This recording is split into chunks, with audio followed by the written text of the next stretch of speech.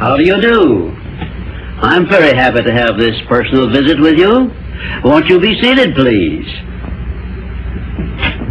And now, may I request that you forget all your problems and just relax while I bring you the master key with which you may unlock the door to any opportunity that your mind can conceive. The master key consists of 17 principles, the first of which is definiteness of purpose. Right here at the beginning of our visit, I'm going to make you a promise. If you will decide definitely what you want most during your entire lifetime and write it down on paper so that I can read it, I will give you the master key with which you may open the door to the attainment of your desires, whatever they may be. The exact moment when I will deliver this master key to you will depend entirely upon when you are ready to receive it. This is the first of 13 messages that I will deliver to you. Now, in each message, I will describe the master key in terms that you will understand, if you are ready to understand.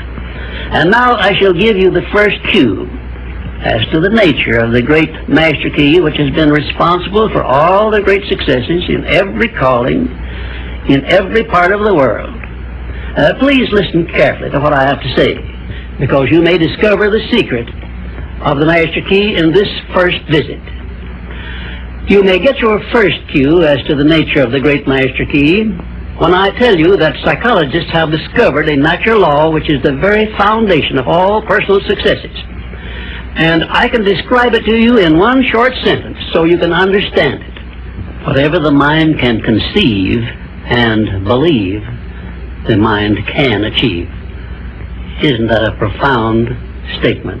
You will notice that it says nothing about the need for education, but simply that whatever your mind can conceive and believe, your mind can achieve. Now, if you want evidence that the mind can achieve whatever the mind can conceive without the benefit of formal education, you only have to remember that Thomas A. Edison conceived the idea of becoming an inventor and lived to become the world's greatest scientist in the field of invention, with only 3 months of common school education. When I first heard Andrew Carnegie describe this natural law, which makes it possible for you and I and everyone else to write his own price tag in life and attain it, I became so enthused over it that I began to search for the power back of it, and my curiosity led me finally to the discovery of the master key, which I shall reveal to you if you are ready to receive it. My search led me to the study of the spiritual forces with which all of us are blessed. And it was in this field that I came upon a clue which has enabled me to help millions of people to find their earthly destinies. I want to describe my discovery in the simplest terms possible, because it will reveal to you why it is true that whatever the mind can conceive and believe, the mind can achieve, regardless of how many times you may have failed in the past or how lofty your aims and hopes may be. I caught my first fleeting glimpse of the profound law which provides the means by which we may choose our own purpose in life and attain it while I was being coached by Andrew Carnegie during the organization of the Science of Success philosophy. I had just finished telling Mr. Carnegie that I feared he had chosen the wrong person to give the world the first practical philosophy of personal success because of my youth, my lack of education, and my lack of finances. Well, at this point, Mr. Carnegie delivered a lecture that I shall never forget because it changed my entire life and paved the way for my helping to change the lives of millions of people, some of them not yet born. Let me call your attention to a great power which is under your control, said Mr. Carnegie, a power which is greater than poverty, greater than the lack of education, greater than all of your fears and superstitions combined. It is the power to take possession of your own mind and direct it to whatever ends you may desire. This profound power, Mr. Carnegie continued, is the gift of the Creator, and it must have been considered the greatest of all of his gifts to man, because it is the only thing over which man has the complete and unchallengeable right of control and direction. When you speak of your poverty and lack of education, Mr. Carnegie explained, you are simply directing your mind power to attract these undesirable circumstances, because it is true that whatever your mind feeds upon, your mind attracts to you. Now you see why it is important that you recognize that all success begins with definiteness of purpose, with a clear picture in your mind of precisely what you want from life.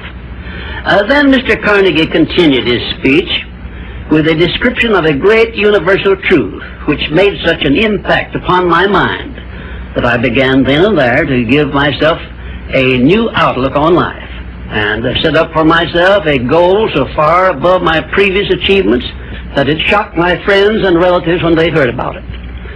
Everyone, said Mr. Carnegie, comes to the earth plane blessed with the privilege of controlling his mind power and directing it to whatever ends he may choose.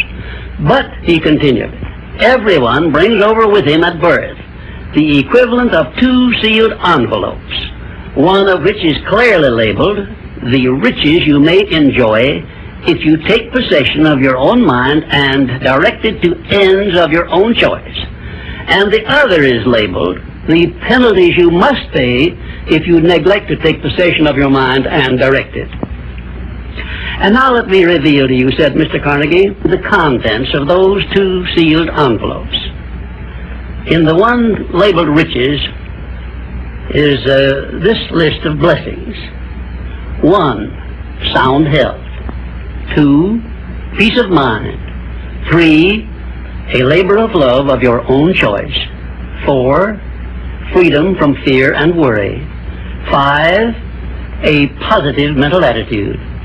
6, material riches of your own choice and quantity. In the sealed envelope labeled penalties, Mr. Carnegie continued, is this list of the prices one must pay for neglecting to take possession of his own mind. 1, ill health. 2, fear and worry. 3, indecision and doubt. 4, frustration and discouragement throughout life. 5, poverty and want. 6, and a whole flock of evils consisting of envy, greed, jealousy, anger, hatred, and superstition. Now, my mission in life is to help you and everyone who needs my help to open up and use the contents of the sealed envelope labeled riches. And the starting point from which you must take off if you wish to write your own ticket from here on out for the remainder of your life, I will describe for you in these simple instructions. 1, procure a neat pocket-sized notebook, or something on the order of this one here, loose leaf affair. And on page 1, write down a clear description of your major desire in life, the one circumstance or position or thing which you will be willing to accept as your idea of success. And remember before you begin writing that your only limitations are those which you set up in your own mind or permit others to set up for you. And 2, on page 2 of your notebook, write down a clear statement of precisely what you intend to give in return for that which you desire from life.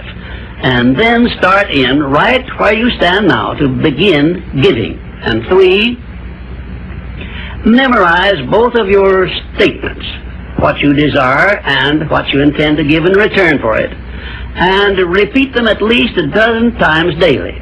And always end your statements with this expression of gratitude for the blessings with which you were gifted at birth. I ask not, O divine providence, for more riches, but more wisdom with which to accept and use wisely the riches I received at birth in the form of the power to control and direct my mind to whatever ends I desire. If you are not too successful or self-satisfied to accept and express this profound prayer, if you accept it and express it in the same spirit of humble sincerity in which I pass it on to you, a new and a better world will reveal itself to you. A world in which you will see reflected the circumstances and the things which you yourself have created. In my next visit, I will give you a description of the second principle of success, through the application of which you may make use of the education and experience of other people and get the necessary help you may need in attaining your definite major purpose in life. And now let me close this, our first visit, with my favorite expression of gratitude. O divine providence, I ask not for more riches, but more wisdom with which to make wiser use of the riches you gave me at birth, consisting in the power to control and direct my own mind to whatever ends I desire.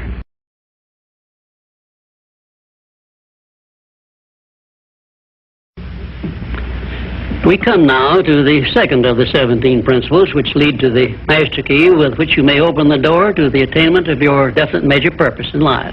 This principle of success is called the mastermind principle. I want you to understand the nature of the mastermind principle because you must use it before you can take possession of the master key. An understandable definition of the mastermind is this. It consists of two or more people who work in perfect harmony for the attainment of a definite purpose. Now, here are some interesting facts about the mastermind which give you an idea of how important it is and how necessary that you embrace this principle and make use of it in attaining success in your chosen occupation. First of all, it is the principle through which you may borrow and use the education, the experience, the influence, and perhaps the capital of other people in carrying out your own plans in life. It is the principle through which you can accomplish in 1 year more than you could accomplish without it in a lifetime if you depended entirely upon your own efforts for success.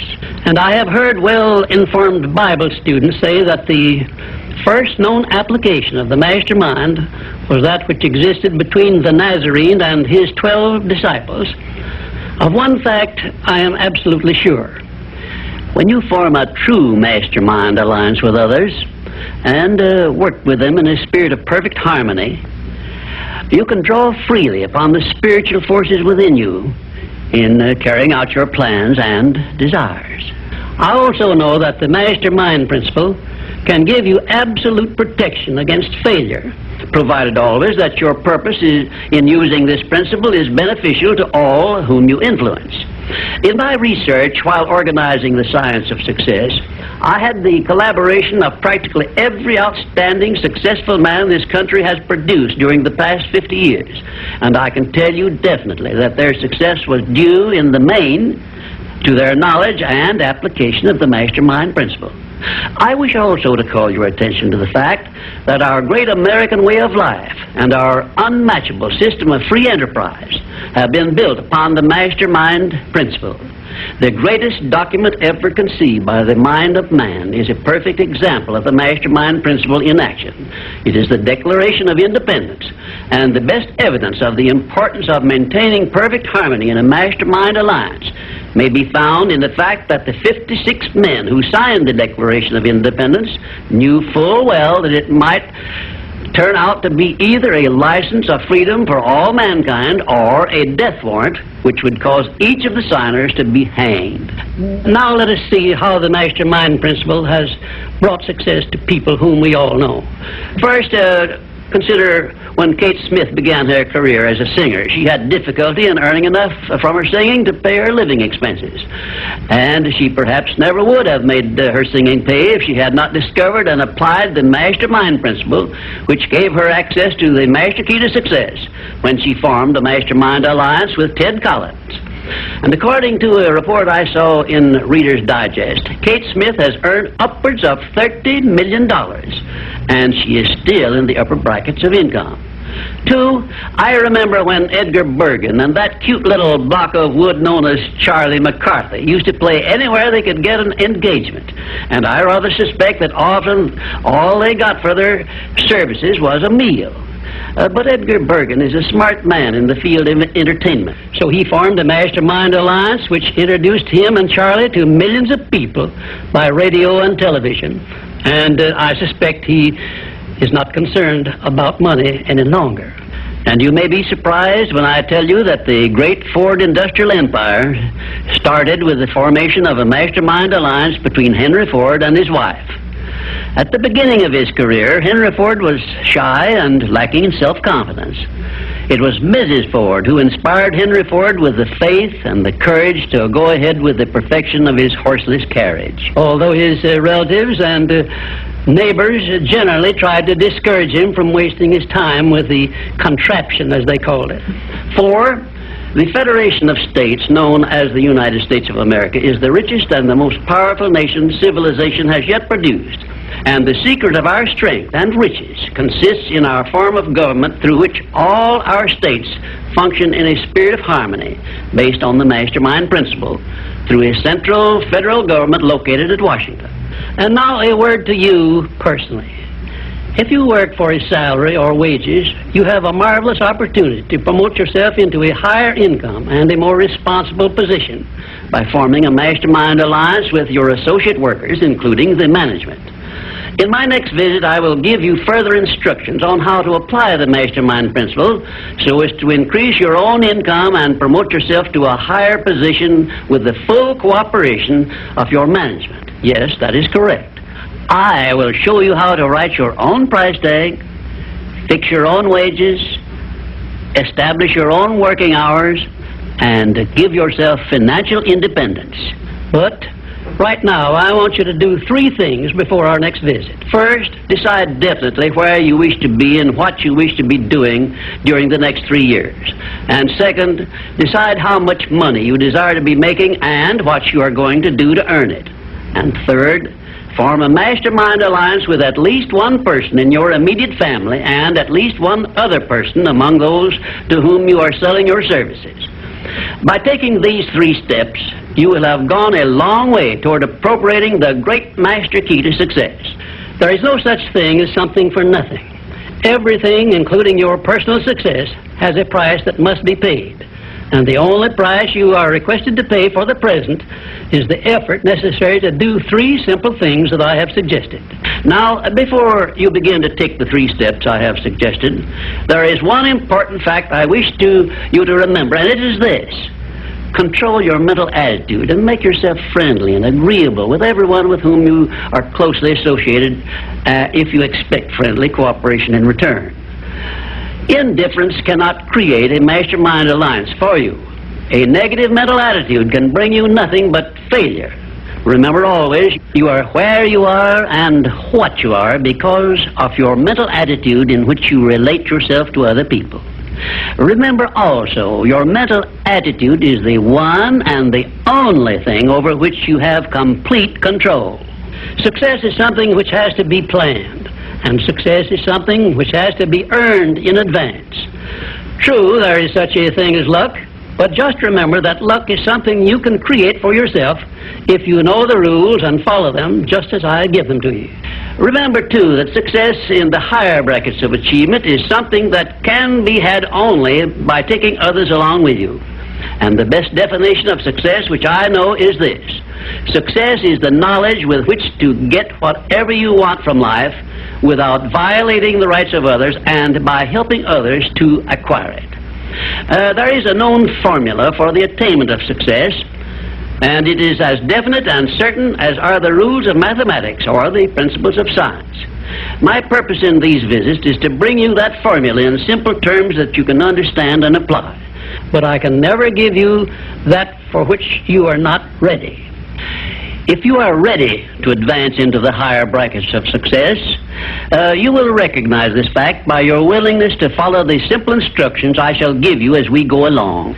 If Kate Smith had not been ready for success when she formed the mastermind alliance with Ted Collins, he couldn't have brought her success. This thing called success is a very profound and interesting thing because the line of demarcation between success and failure is so slight that it is often hard to tell where one ends and the other begins.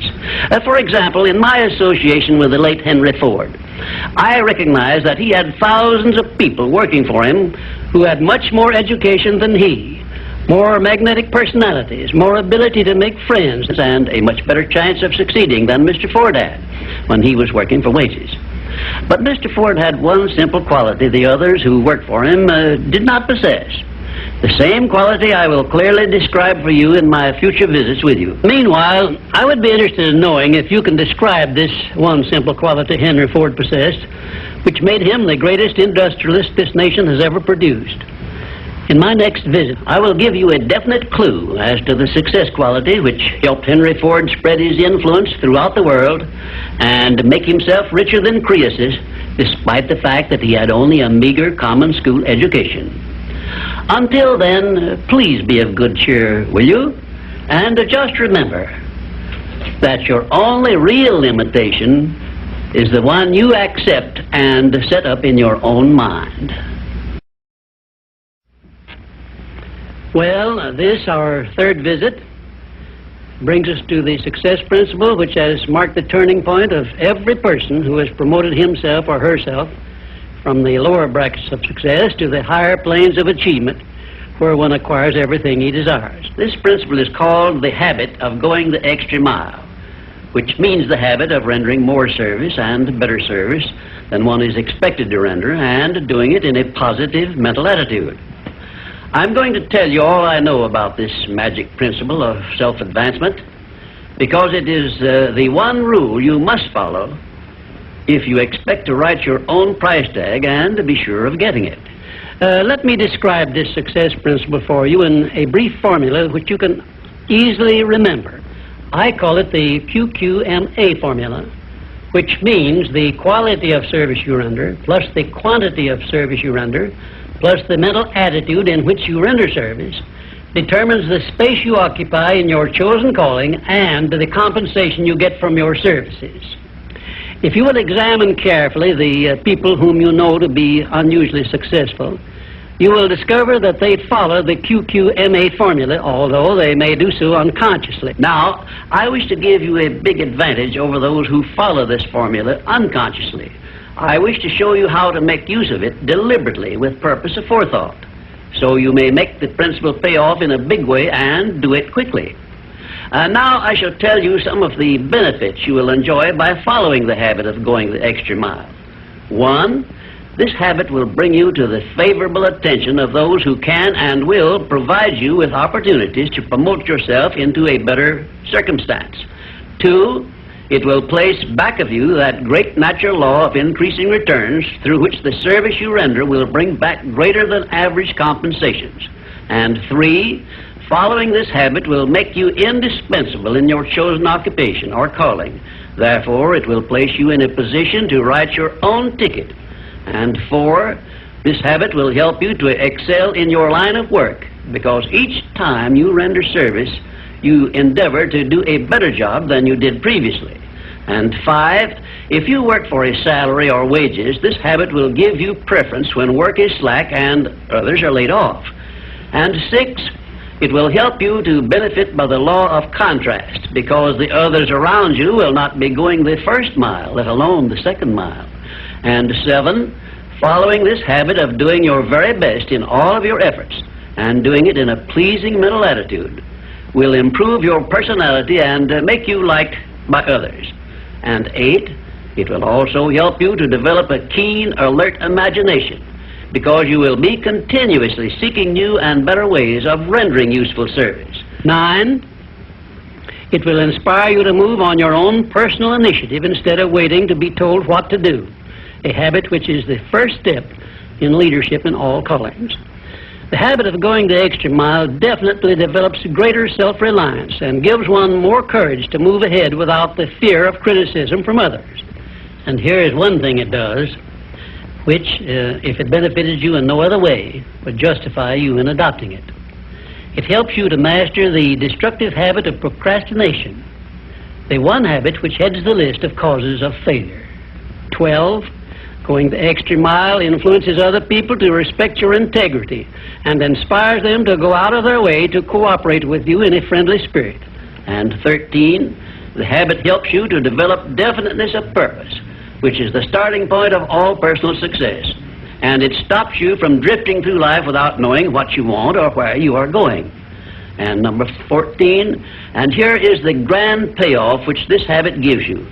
It provides you with the one and only excuse for asking for a promotion to a better station in life or a higher pay. Obviously, if you are doing no more than you are being paid for, then you are receiving pay for all to which you are entitled, and you have not a single excuse for asking for more pay or a better position. You understand this point and appreciate its significance, do you not? 15, last but not least, the habit of going the extra mile conditions your mind to maintain a mastermind alliance with others. Ever so often I hear people complain about their not receiving favorable breaks in their relations with others. I never hear this sort of complaint from one of my students of the science of success, nor from anyone who has ever read any book that I have written, because all of my students have learned the secret of how to create their own favorable breaks. They do it by following the habit of going the extra mile. I can tell you frankly, I have never received a major favorable break during my entire life that did not come from having applied the principle of going the extra mile. Sometimes I hear people complain also that their positions are such that they are not permitted to go the extra mile. And my counsel to these people is always the same. Change positions and market your services where it pays to go the extra mile. I am sincere in giving this advice because I know that no one can do better than earn a mere living unless and until he begins going the extra mile. During my business career, I suppose I have employed at one time or another at least a score of private secretaries, all of whom followed the habit of going the extra mile. But I have never been able to keep but one of those secretaries for more than a year because invariably they promoted themselves into better paying jobs elsewhere, and they did so with my full blessings. The one exception is my present chief secretary, who has been with me for over 10 years. I married her to make sure I wouldn't lose her. The reason I know definitely that the habit of going the extra mile is a sound procedure is the fact that I have checked this principle, as I did all of the other 16 success principles, to make sure they were in harmony with natural laws. I can give you a fine example of how nature forces man to go the extra mile in order that he may produce the food with which to exist. The farmer, for example, must follow the habit of clearing the ground, fencing it, plowing it, and planting the seed at the right season of the year, all of which he must do in advance without compensation of any kind. If he does his part of the work properly, he then hands the job over to nature, sits down and waits for her to do her part, and within a brief period, nature germinates the seed the farmer plants, matures it, and yields back to him the seed he planted, plus perhaps an increase of 100 times that amount to compensate him for having gone the extra mile. Thus we see that the law of increasing returns comes to the aid of the man who goes the extra mile. And this principle applies the same in rendering service in a job as it does in the fields of a farmer. If the farmer did not follow the habit of going the extra mile, the human race would starve to death in one season. And I am sure you will agree that any time we can copy Mother Nature's habits, we will not go wrong in doing so. You now have a possession of the third principle of personal achievement, which brings you 3 steps nearer the secret by which you may take possession of the master key to success. In order that you may test the magic power of this third principle, I'm going to offer you a suggestion which may bring you such overwhelming success that you will not need to attend further visits with me. My suggestion is this. First, start tomorrow in whatever occupation you are engaged to render some form of useful service to someone near you which you are not expected to render and for which you neither expect nor ask for compensation. And 2, render this service in a pleasing mental attitude which will show clearly that you enjoy doing it. And 3, follow this practice 7 days in succession, and then notice what a changed atmosphere you will enjoy in your association with those nearest you. In carrying out these instructions, do not make known your plan to anyone, but go ahead and do it in the most natural way possible. By the end of the 7th day, you will find yourself so much happier and so much better liked by those around you that you will never desire to give up the habit. Then you will be within easy reach of the supreme secret of success, which comes through the master key to success. In my 4th visit with you, I will give you a very definite clue as to the means by which you may appropriate and use the great master key. And in this same clue, I will introduce you to the source of a form of power which does not recognize the word impossible and helps you to transmute all failures and defeats and all adversities into assets of great benefit to you. And now, until our next visit, may I remind you that if you believe it, you can do it. We come now to the fourth visit, where I shall introduce you to your greatest asset, and with this introduction, the master key to success will be within your easy reach. I say this is your greatest asset because it is the fourth of the 17 success principles with which you may tap and draw upon the supreme power which created you and runs this entire universe. The name of this principle is applied faith, and I want you to remember it is not something I am bringing to you, but it is something you already possess, although you may not have made use of it in the past. And now let me tell you what applied faith is and what you can do with it. Applied faith is the mental attitude wherein you may clear your mind of all fears and doubts and direct it to the attainment of whatever you desire in life. In our first visit, I told you that you and I and every person were blessed with the privilege of complete control over but one thing, and that is the exclusive right to take possession of our own minds and direct them to the attainment of whatever we desire in life. Applied faith is a mental attitude we must cultivate and maintain before we can take complete possession of our minds. It is the means by which we may break the seal of that envelope I mentioned in our first visit and take full possession of the 6 forms of riches we get in return for taking possession of our minds and using them. Those 6 riches were, as you may remember, sound health, peace of mind, a labor of love of your own choice, freedom from fear and worry, a positive mental attitude, and material riches of your own choice and quantity. We are now, this very moment, standing in front of the gateway which can be opened only with the great master key to success. And I'm giving you the closest clue I have yet mentioned as to how you may take possession of this key. In order that you may condition your mind to embrace and use applied faith, you must understand that there are 2 ways in which you can use faith. You can put it into reverse gear and use it in a negative way by allowing your mind to dwell upon the circumstances and the things you do not want, such as poverty, ill health, failure, defeat. And this is precisely what the majority of people do, which explains why the majority of people go through life in misery and want. Or you can take possession of your mind and direct it to think of the 6 riches which came over with you in that sealed envelope. And you will attract these riches to bless and serve you all through your life. Isn't it a strange fact that most people make a negative application of their great power of faith by thinking about and believing in poverty, ill health, fear, failure, and defeat, when it would be so easy for them just to change their thinking over to the circumstances and things they desire?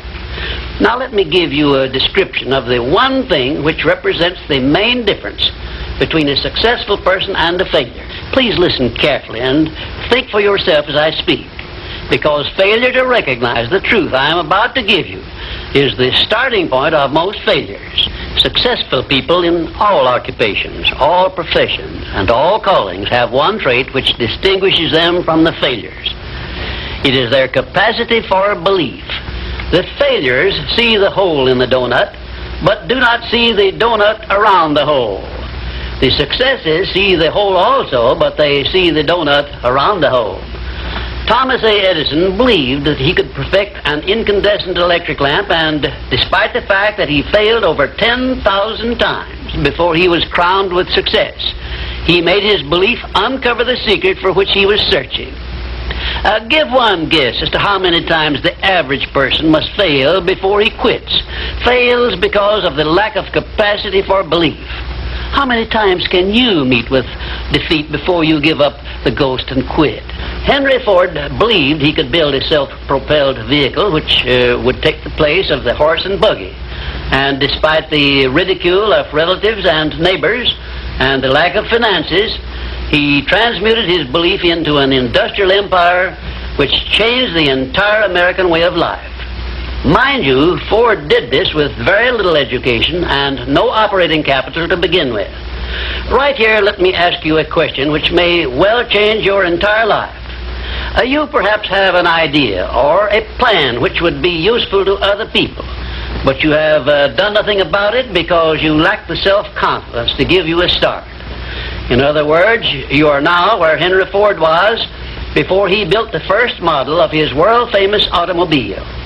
Mr. Ford broke through that wall of fear which may now be holding you back and put his idea into operation by making use of the mastermind principle I mentioned in our second visit through an alliance with his wife. Now, the question I wish to ask you is this. Why don't you form a mastermind alliance with someone and begin putting your ideas to work for you?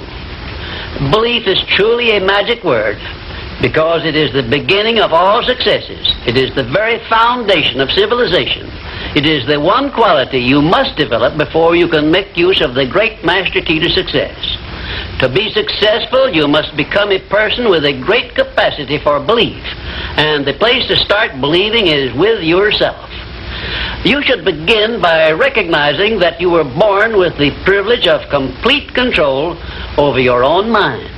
You should also recognize that by the application of the master key to success, which I am passing on to you through these visits, you can take full possession of your mind and make it yield you whatever you demand in life. Observe, I use the word demand, not beg. The Creator never intended for you to beg for anything. If He had, He would not have blessed you with full control over your own mind. If your life is not what you want it to be, you can change it. As a matter of fact, you can do anything within reason that you desire to do if you embrace the principle of applied faith and keep it directed to the attainment of the things you want and off the things you do not want.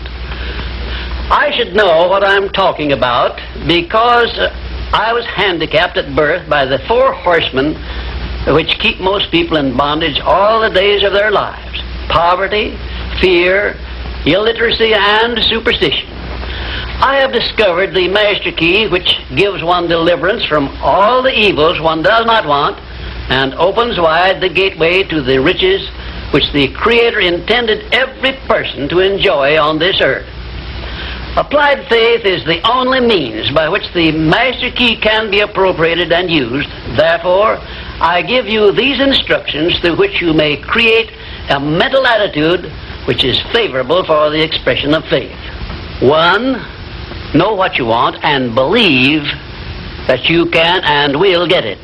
2, give expressions of gratitude many times daily for having received that which you want, even before you actually get physical possession of it. Possession starts first in the mind. Please remember this. 3rd, keep your mind open for hunches from within. And when you are inspired to action, do not wait, but move on your own personal initiative at once. Remember, there can be no application of applied faith without action. 4th, when overtaken by defeat, as you may be many times, remember that man's faith is tested many times before he is crowned with final victory. And accept your defeat as nothing more than a challenge to keep on trying. And 5, a burning desire for the things or circumstances you want is the starting point of all applied faith. Be definite, believe, and act. And keep on acting if at first you meet with defeat. 6, when doubt creeps into your mind, remember that whatsoever a man believeth, that shall he also reap. Remember, faith is not something you get. Faith is something you already have. But you may be using it in reverse gear by believing in the circumstances and things you do not want, the things you fear. Remember also that faith is guidance only. It is not a power which will bring you what you want, but a power that can guide you to go after what you want and get it. Remember, too, that your faith is limited only by your own capacity to believe. You can do whatever you make up your mind to do. I believed I could give the world a practical philosophy of success which would free men and women from their fears and limitations. I stood firmly back of that belief through 20-odd years of effort, and saw my belief give freedom to millions of people. Do the thing, said Emerson, and you shall have the power. May I paraphrase this great truth by saying, believe and you shall receive. And now, until our next visit, will you please remember that your life is exactly what you make it by your own mental attitude.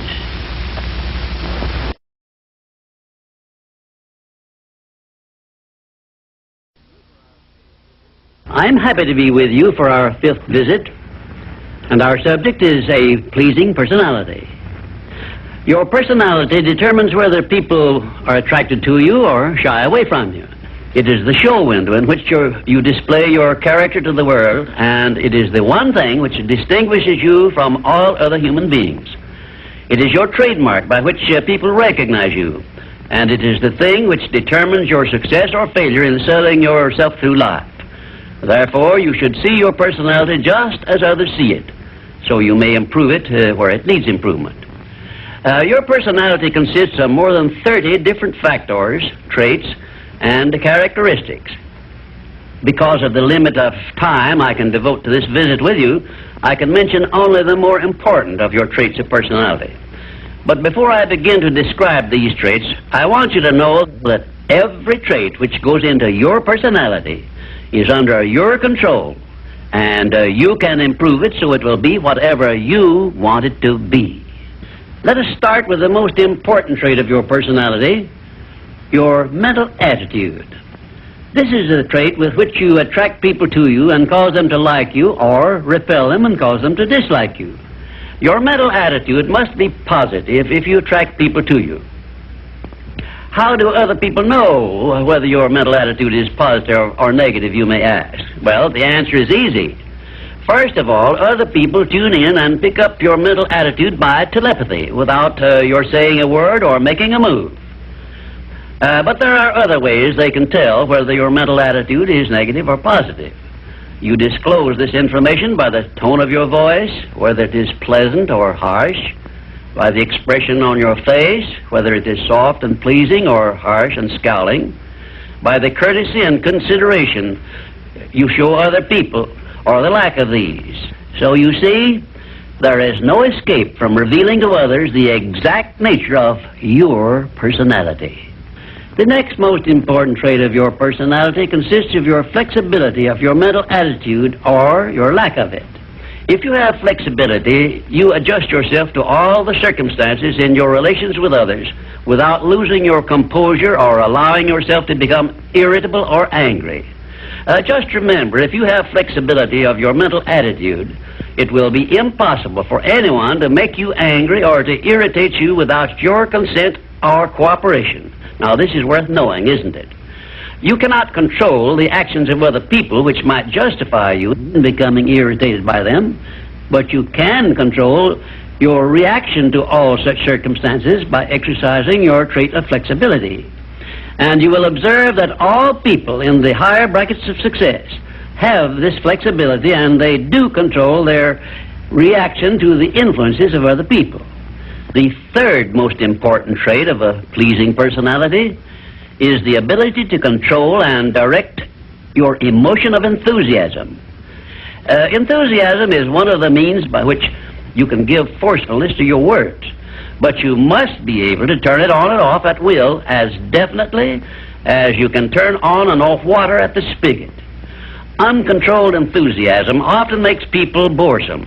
It also may open wide the window to one's mind through which other people may enter and influence one in ways he does not wish to be influenced. The fourth most important trait of a pleasing personality is a sincerity of purpose.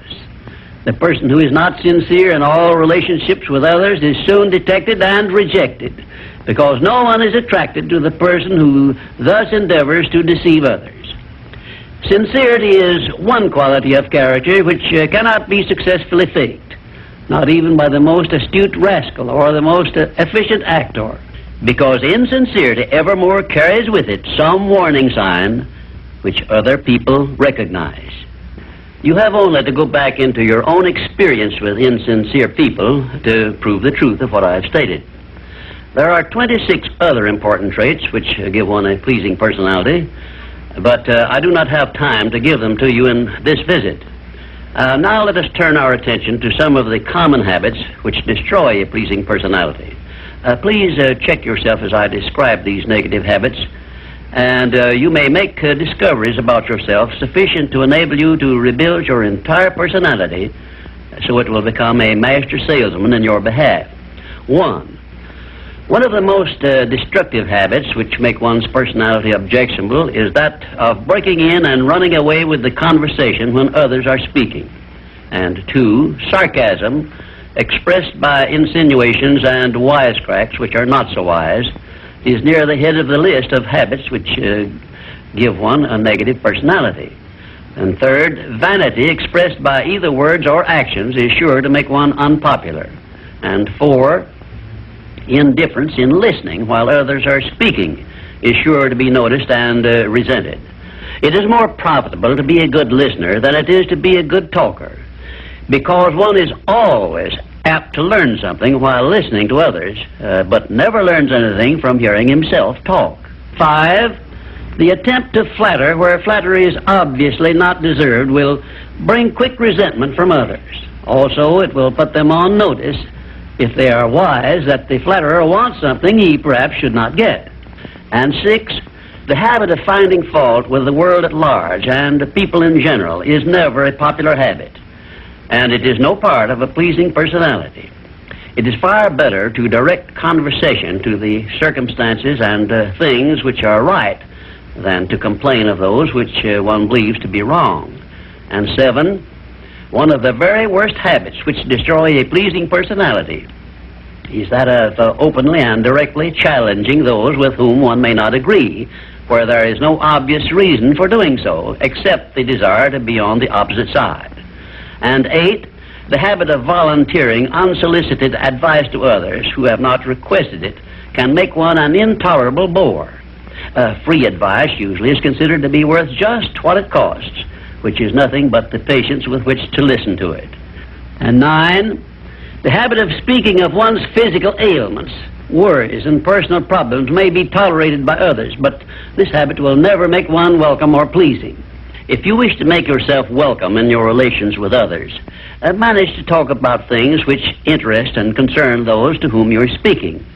You will never be boresome to the person to whom you are speaking of himself and the things which interest him, a truth which all master salesmen understand and respect. And 10, the habit of endeavoring to convey an impression of superiority through the use of words and topics unfamiliar to others is a surefire destroyer of popularity. If you wish to sell yourself to others successfully, you must negotiate with them on their own level through terms which they understand. And 11, envy of those who are successful is a trait which destroys a pleasing personality. The truly great men and women have all been known to be generous, sympathetic, and joyous in connection with the good fortunes of others. And 12, slovenliness in body, posture, and in clothing never attracts but always repels others. Clothes make not the man, as has been said, but they surely give him a mighty good start if they are appropriate and properly worn. Carelessness in body carriage and posture is immediately traceable to a negative mental attitude. If you are free from these 12 common habits which make one unpopular, you probably have a very pleasing personality. There are 5 other negative habits which make one unpopular, which I have not had the time to mention. Remember this, please. If you are not liked by other people, you may be sure there is a reason which you can detect and correct. It is unnatural for one person to dislike another without a cause. Before you can make full use of the master key to success, you will need to make your personality pleasing. This will require courage on your part and honesty with yourself. A pleasing personality stands near the head of the list of assets which make one truly rich. I was impressed with this truth many years ago when I heard Andrew Carnegie say that he paid his right-hand mastermind ally, Charles M. Schwab, $75,000 a year for the services he rendered directly. But he often gave Mr. Schwab a bonus at the end of the year of $1 million for the influence he exerted on his associate workers because of his pleasing personality.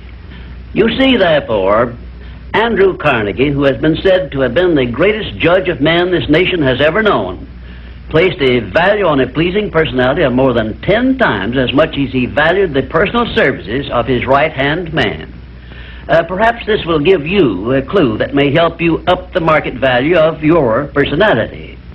And now, until we meet again, may I wish you health, wealth, and peace of mind. This visit brings us to the 6th principle of success, without which the 5 principles I have given you previously would be useless. It is the principle of self-discipline. Self-discipline, as I am presenting it to you here, has reference not only to your mastery of negative habits, which stand in the way of your success, but more particularly to your development and enforcement of the positive habits you will need in order to avail yourself of the 6 assets you brought over with you in that sealed envelope I mentioned in our first visit. Now let me give you a list of the more important things over which you will have to exercise self-discipline before you can embrace and use the great master key to riches. 1, you will have to gain mastery over your tongue by acquiring the habit of thinking first and then speaking after you are sure that what you say will benefit you and not injure others. A loose tongue often is one's greatest liability. 2, you will have to exercise self-discipline in mastering the common tendency to strike back at those at whom you have a cause, real or imaginary, for a grievance. You must remember that everything you do to or for another, you do to or for yourself, because your every thought and every act which benefits or injures another person comes back to you in kind, greatly multiplied. So, if you feel that you must slander another person, do not speak it, but write it. Write it in the sands near the water's edge, then move away from it until the tides have flown. 3, you will have to exercise self-discipline over all of your emotions, particularly your emotions of love, hate, fear, and sex. These are the big 4 of your emotions, and they can make you or break you according to the extent of discipline you exercise over them. 4, your mental attitude needs discipline and control at all times. Lacking this discipline, it can, and it often does, drive away friends, destroy opportunities to get ahead, brings on physical and mental illness, develops stomach ulcers, and makes peace of mind impossible. 5, I have reserved the emotion of sex for special mention, because failure to exercise self-discipline over this emotion probably heads the list of all the causes of personal failure.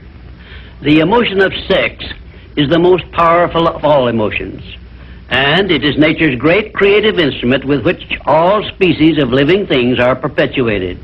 The proper means of self-discipline of the emotion of sex is transmutation, the control and direction of this great emotional feeling toward the attainment of worthy purposes, such as the fulfillment of one's major purpose in life.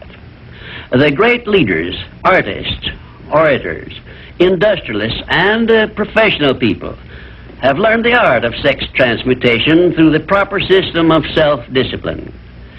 Because of the delicacy of the subject of sex emotion, I am limited as to the information I can give you about it on this visit, but I have covered the subject much more in detail in some of my books. And 6, your stomach also needs discipline through the proper habits of dieting and fasting, because information on dieting and fasting should come from your own doctor. I will not go into details concerning them, except to call your attention to the need for knowledge on this subject. Personally, I attribute my sound physical health mainly to the habits of dieting and fasting which I have developed through the years. And 7, you will need to exercise self-discipline in relation to religion and politics, because our country, which is the most acceptable form of society civilization has yet produced, is made up of people of varying beliefs in connection with both of these subjects. To be happy and prosperous in our country, we must learn to live and to let live, to give others the privileges we ask and demand for ourselves. And this often calls for strict discipline over self. 8.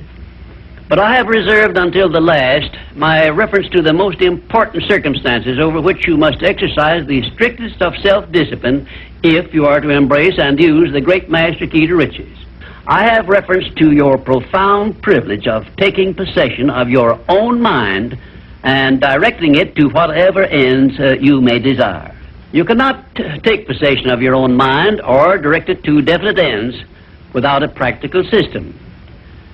I have devoted the better portion of my past life to the revelation and presentation of such a system. And I know that this system works because it has been successfully used by many millions of people throughout the world. The system is not only practical and workable, but it is so simple that anyone who is ready for it may master it and use it successfully. Its use does not call for a genius nor a great amount of formal education. It calls only for a will to take possession of one's own mind and a definite purpose to which the mind is to be directed. Self-discipline by Thomas A. Edison made him the world's greatest inventor, who revealed to mankind during the first half of the 20th century more of nature's secrets than had been uncovered during the entire previous history of civilization. Self-discipline carried Wilbur and Orville Wright through a multitude of failures and enabled them finally to give the world its first practical airplane, an achievement which has made the world smaller and changed the entire trend of civilization. Self-discipline helped Helen Keller to triumph over deafness, blindness, and dumbness, a combination of afflictions such as most people never experience. Self-discipline helped me to carry on through years of heart-aching discouragement and defeat and give the world the first practical philosophy of success based on the know-how gained by hundreds of men and women who spent a lifetime by the trial and error method in discovery of the principles which lead to personal success. Self-discipline is among the top-ranking features of all the great religions, including, of course, the Christian faith. And there are some people who believe that our major purpose on earth is that of developing wisdom through struggle and self-discipline. One thing is certain: no one ever becomes very wise without the aid of self-discipline, and no one ever finds peace of mind and happiness without the strict exercise of self-discipline. Self-discipline is the only means of transmuting sorrow into faith. It is the only means by which we may transmute hatred of others into the milder emotion of sympathy for them. It is the only means by which we may reveal and profit by the seed of an equivalent benefit which comes with every adversity and every defeat. It is the only means by which we may shut out of our minds the deadly effects of past experiences of suffering and unpleasantness. And it is the means by which we may discover that other self we carry around with us, that self which has great capacity for belief and does not become influenced by failure and defeat. Self-discipline can give us freedom from the fear of death, the most difficult to master of all of our fears. It can free us from the disease of hypochondria, the fear of imaginary illness with which so many people suffer and sometimes die. Self-discipline is the means by which we may think our own thoughts, live our own lives as we wish to live them, and remain forever free from the evils of fears and limitations which we have inherited from the dark ages before the dawn of civilization. The Creator never gives one an asset or benefit without passing along with it the means by which it may be embraced and used. Self-discipline, therefore, is the means by which the Creator provided us with a method of embracing and using the only thing over which we have unchallengeable control, the power of our own thoughts. And now, until our next visit, may I remind you that the habit of taking the line of least resistance makes all rivers and some men crooked. Well, this brings us to the 7th visit, and I hope to hand you the master key to success before I finish, because my subject will lead you so near to the master key that you will be apt to recognize it. As I have suggested in previous visits, a positive mental attitude can clear away all obstacles which stand between you and your major purpose in life. Because of the importance of the subject of our visit, I shall not only tell you that a positive mental attitude heads the entire list of the 12 great riches in life, but I am going to give you explicit instructions as to what you must do to keep your mind positive. In all the success books I have written, I have never suggested to my readers what they should do without clearly telling them how to do it. Are you ready? If you are ready, this visit may bring the most important change in your life you have ever experienced. 1. Learn to adjust yourself to other people's state of mind and difficulties so as to get along peacefully with them and to refrain from taking notice of trivial circumstances in your relations with other people by refusing to allow them to become controversial incidents. Great people always avoid small incidents of controversy when possible. 2. Establish for yourself a definite fixed system of conditioning your mind at the beginning of each day so you will keep it positive under all circumstances. 3. Learn the art of selling yourself to other people by indirection, such as asking leading questions which will bring out the sort of reactions from others which you desire. And do not permit yourself to be drawn into argument over unimportant subjects. 4. Adopt the habit of having a good-hearted laugh every time you become irritated or angry, and it will help you if you begin each day with 1 minute of hearty laughing. This will change the chemistry of your brain and start you out with a positive mental attitude. However, you had better get out of sight when you take your laughing exercise. 5. Start each day with an expression of gratitude for all the adversities, defeats, failures you have experienced in the past, and search for the seed of an equivalent benefit these have yielded you through the passing of time. Then give thanks for the blessings you expect to receive during the day. 6. Learn to concentrate your attention on the can-do portion of all of your problems and desires and start action where you stand in carrying out this portion. No matter what may be your problem or your desire, there is always something you can do right now that will help you. Find out what this something is and do it. 7. Learn to transmute all unpleasant circumstances into immediate action which calls for a positive mental attitude, and make this a fixed habit. For example, when you are angry, switch your mind to some sort of action in connection with your hobby or your major purpose in life, and keep it busy with that subject for 5 minutes. 8. Recognize that every circumstance which influences your life, whether it is a pleasant or unpleasant circumstance, is grist for your mill of life, and so use it to make it pay you dividends in one form or another, remembering meanwhile that your strength grows out of your struggles. Follow this instruction and you will soon learn that there is no such thing as an unprofitable experience. 9. Look upon your life as a continuous process of education, of learning from all your experiences, good and bad, and to be always on the alert for gains of wisdom which come to you a little at a time in both your pleasant and unpleasant experiences. 10. Make the world over to fit your own pattern if you choose, but begin with yourself in some sort of self-improvement which will make you more open-minded, patient, and generous in your relations with others. 11.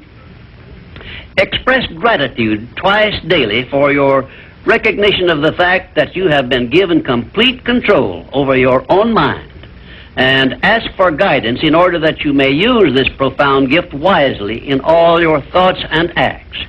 12.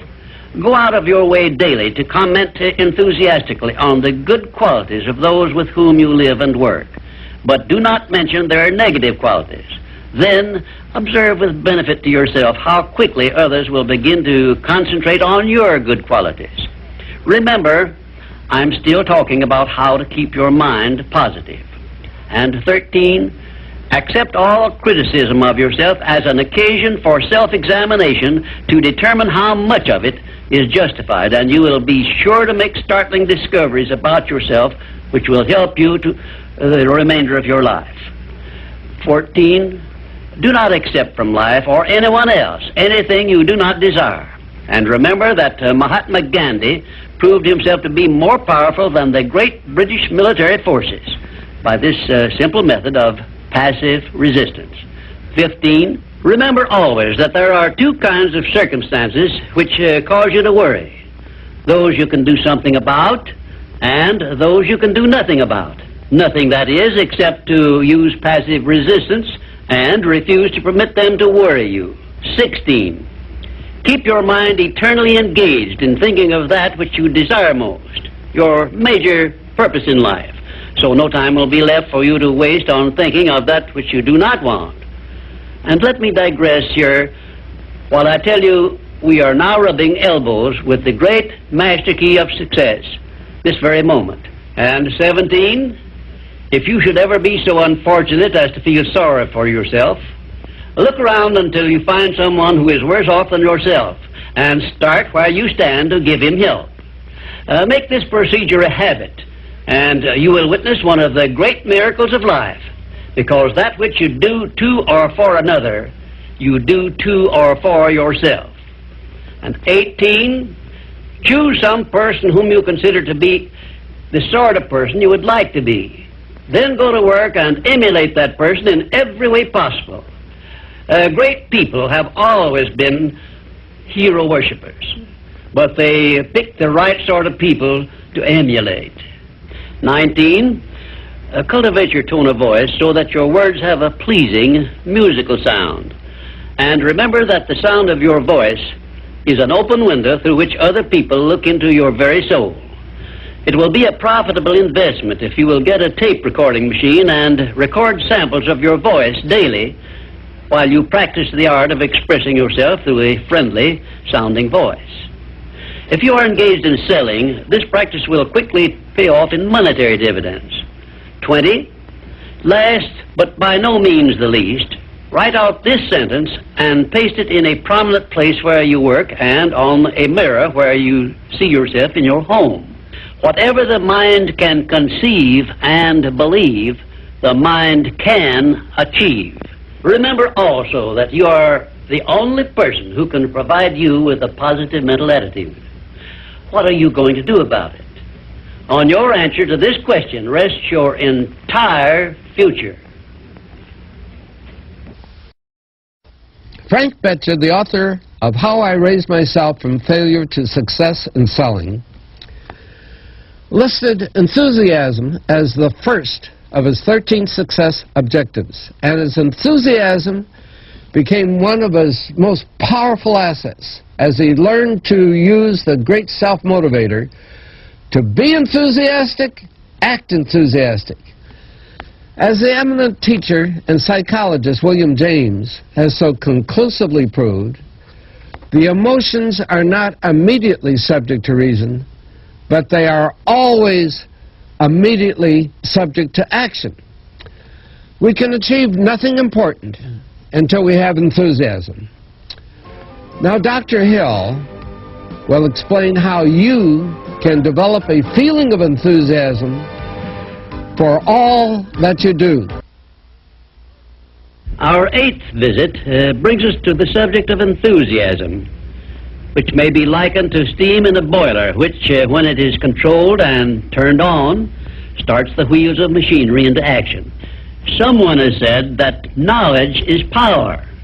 That is only a half-truth, for knowledge becomes power only when it is put into action for the attainment of a definite objective. Enthusiasm is one of the more powerful means by which we may put into action our education, experience, and knowledge. Spoken words without enthusiasm are often ineffective, and sometimes they can be actually boresome, as you of course know if you have noticed the effect a speaker without enthusiasm has on his listeners.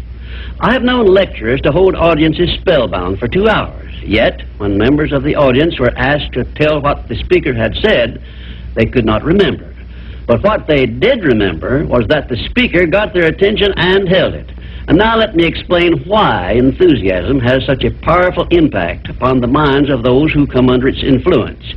To begin with, I believe you'll be interested in knowing that your brain and every other person's brain is both a broadcasting station and a receiving station, which sends out thought vibrations and picks up those sent out by other people. When you turn on your enthusiasm, you step up the vibrations of thoughts which go out from your brain so that they reach and affect other people more quickly. As a matter of fact, you can send out thoughts which have been so stepped up with silent enthusiasm that they will reach and influence other people to whom you direct your thoughts. This is a fact which has been known to psychologists for ages, and it is also known to most master salesmen who use this method to condition the minds of their prospective buyers before they ever talk with them. You must have observed that the enthusiasm is very contagious, that it engages the attention of those who come under its influence and causes them to respond in a similar spirit of enthusiasm. I once heard Andrew Carnegie say that if you turned loose one man who thought in terms of intense enthusiasm in an industrial plant employing thousands of people, this man's enthusiasm would very quickly reach and influence every person in the plant. And he said it made not the slightest difference whether the enthusiasm was negative or positive, constructive or destructive. Then Mr. Carnegie went on to explain that in his selection of employees for promotion to bigger jobs, the first thing he looked for was a man's capacity to express himself in terms of intense enthusiasm. He said that enthusiasm is one of the most important traits necessary for leadership. The most successful lawyers are not necessarily those who know most about the legal profession, but they are those who know how to influence courts and juries with their belief in their cases and have a great capacity for expressing themselves with enthusiasm. When you are introduced to another person, you have a marvelous opportunity to sell yourself favorably to that person by the extent of the enthusiasm you express in accepting the introduction. When you shake hands with another person, you have also a fine opportunity to make a favorable impression by the warmth of enthusiasm you put into that handshake. If there is anything which leaves me flat and unfavorably impressed when I'm introduced, it's an extended hand which feels like a piece of cold ham and acknowledges the introduction with a cold, canned, pleased to meet you, with no signs of enthusiasm back of it.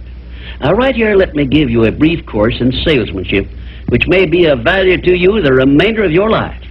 When you meet anyone on whom you wish to make a favorable impression, when it is a stranger you have not previously met or someone with whom you are already acquainted, do these things. 1, turn on your enthusiasm and so modulate your voice with it that you definitely make the other person feel you are happy to communicate with him. 2, when you shake his hand, take a firm grip on it and give it a quick, firm squeeze at the end of each word you express in your greetings. For example, say, "How do you do? I am so very glad to meet you." Do not crush the hand, however, as I have known some people to do. 3, then if you begin the conversation, be sure that you direct it to some subject of interest to the other person. And 4, follow through by eagerly asking questions which will keep attention focused upon the other person. Then, when you are ready to have the other person hear what you have to say about yourself or your interest or your business, he will have been prepared to listen attentively. I've often told my students of salesmanship that the best possible way for one to sell himself to others is to first sell the others to themselves. That counsel was sound when I began training salesmen over 30 years ago, and it is still sound. When I was a youngster in school, I discovered that the teachers from whom I learned most were those who expressed the greatest enthusiasm in their teaching. And I have heard an experienced doctor say that the enthusiasm he carries into the sick room with him has more to do with helping to bring about a cure than all the medicine he can prescribe. Enthusiasm is an expression of a positive mental attitude, and it has long been known to doctors that a positive mental attitude stands high on the list of influences which give one sound health. I have heard it said, for example, that only one thing causes stomach ulcers, and that is worry or a negative mental attitude. And only one thing can cure stomach ulcers, and that is a positive mental attitude. It seems that disease germs cannot live and thrive in the bloodstream of one whose mind is always positive. I have still another very important observation concerning the power of enthusiasm, which I wish to give you.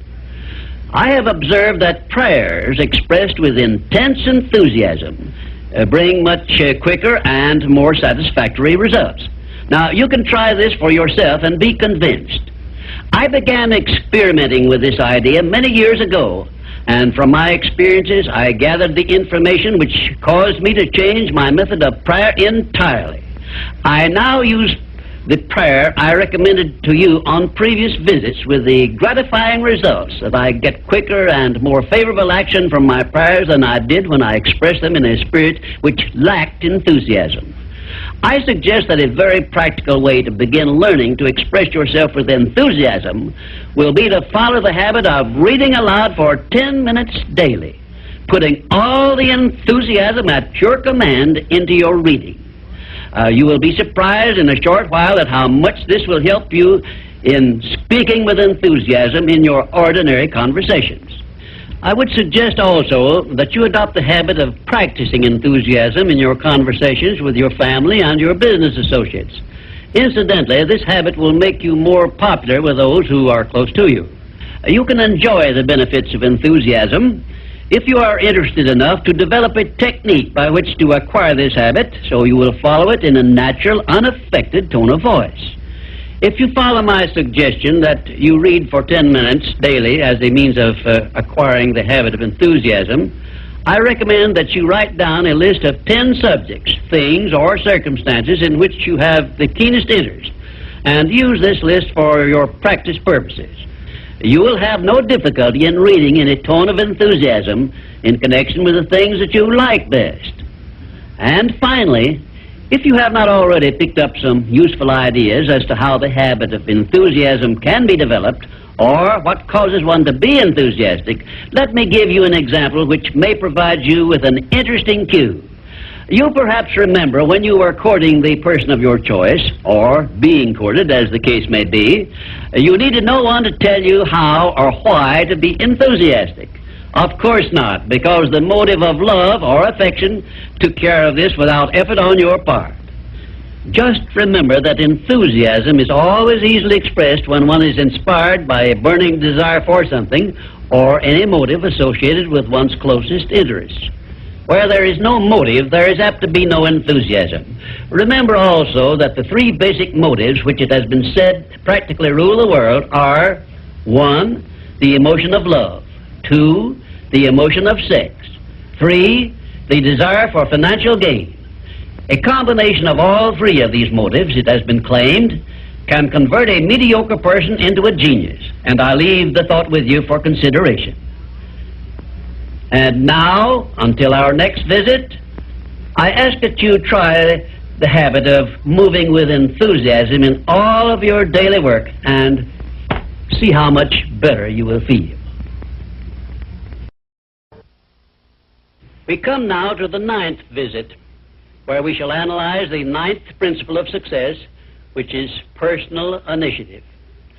Personal initiative is the dynamo which starts the faculty of imagination into action, in the process of translating one's definite major purpose into its physical or financial equivalent.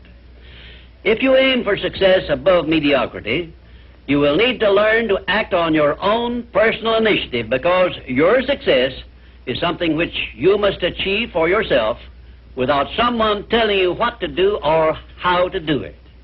Incidentally, Cyrus H.K. Curtis, the former owner of the Saturday Evening Post, and one of my collaborators in organizing the Science of Success philosophy, was responsible for a motto on personal initiative of such great importance that I want you to have it. Said he, "There are two kinds of men who never amount to much: those who cannot do as they are told, and those who can do nothing else." Of course, Mr. Curtis's implication is very clear. he implied that those who amount to something worthwhile in life are those who move on their own personal initiative without being told what to do or why they should do it. The men who stand out in the minds of the public as the greatest successes from the days of George Washington on to the present are those who chose their own occupation, business, or profession and moved on their own personal initiative in achieving their purpose. And those who are getting ahead most rapidly today, no matter in what position they began, are those who promote themselves to a higher place in life by acting on their own personal initiative. The habit of personal initiative not only inspires one to move on his own responsibility, but it also influences him to carry through until he completes that which he undertakes in a manner pleasing to all concerned, because he knows that a winner never quits and a quitter never wins. And right here is an appropriate place to say something I perhaps should have said before, namely, that a big success is made up of a great number of little circumstances, each of which is so small and seemingly insignificant that most people pass it by as not worthy of notice. Some may think, for example, that the habit of personal initiative is unimportant, but we have only to take a look at the record of some of our greatest successes to recognize that personal initiative was an important factor without which they never would have achieved success. For example, no one told F.W. Woolworth to start a 5 and 10 cent store. The idea was his own. He acted on his own personal initiative in putting his idea into action and lived to see it yield him a fortune well above $100 million. My distinguished business associate, W. Clement Stone, started his insurance business on his own personal initiative with an operating capital of only $100. But he followed through on that same personal initiative and made his humble beginning yield an annual gross income of many millions of dollars.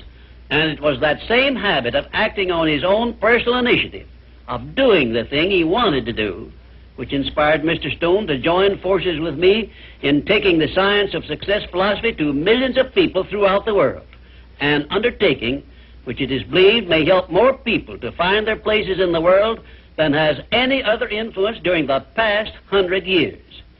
The habit of personal initiative was the chief trait which helped Henry J. Kaiser to build a great industrial empire and raise himself to a high position in the industrial world. It was this trait of personal initiative which inspired Mr. Kaiser to pile up such an enormous record in the building of ships during World War II, despite the fact that he had never built ships before. One day when I was lecturing to one of my classes, I mentioned Henry J. Kaiser's wonderful record in building ships more cheaply and quickly than experienced shipbuilders had been able to do, when one of my students spoke up and said, Mr. Kaiser's having been a friend of Jesse Jones of the Federal Reserve Bank did not hurt his chances of success any, did it? Well, for a moment it looked as if that question had placed me on a spot.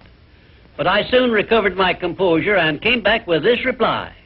No, his knowing Mr. Jones did not hurt his chances, but think of the thousands of industrialists, many of whom may also have known Mr. Jones, but did not use their personal initiative in getting his financial help.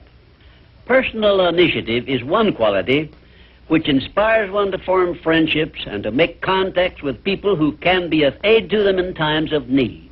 It was my personal initiative which influenced Andrew Carnegie to give me an opportunity to organize the science of success philosophy.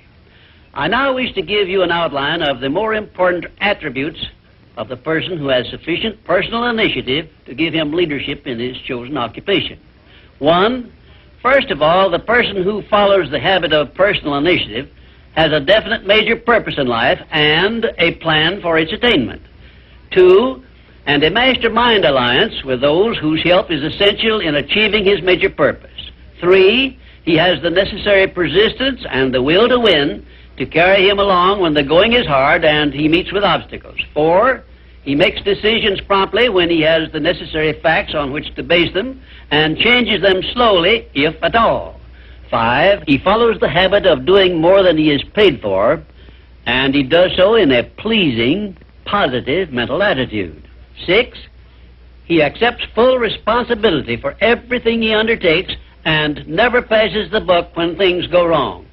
7, he can take friendly criticism without resentment because he has learned to profit by it. 8, he knows what the 9 basic motives are which inspire all human endeavors and never requests anyone to do anything for him without giving that person an adequate motive for doing so. 9, he never expresses an opinion about anything unless he has thought the subject through and is prepared to state how he came by his opinion. 10, he follows the habit of listening much and talking only when he has something to say which may benefit himself or others. 11, he has a well-developed sense of observation of small details and knows his job from the smallest detail to the greatest. 12, he never tells anyone to do anything without suggesting why it should be done and how it may be done best. 13, he follows the habit of concentrating his full attention on one thing at a time. 14, his mental attitude is positive at all times when he is in communication with other people.